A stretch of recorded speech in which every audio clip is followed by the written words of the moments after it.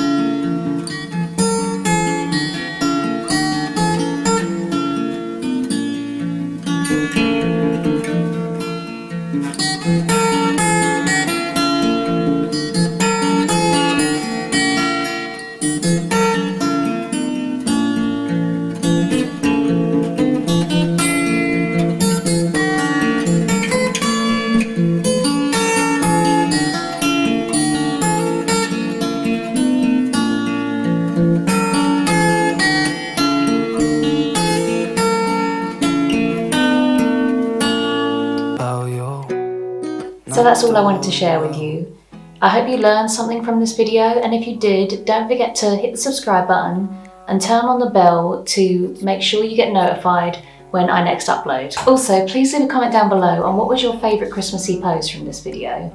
And also, if you decide to recreate any of these poses, please tag me. And also, I will share all the equipment I used in this video so you can go and check it out in the description. But I hope you're having a great day, and I'll see you in my next video. Goodbye for now.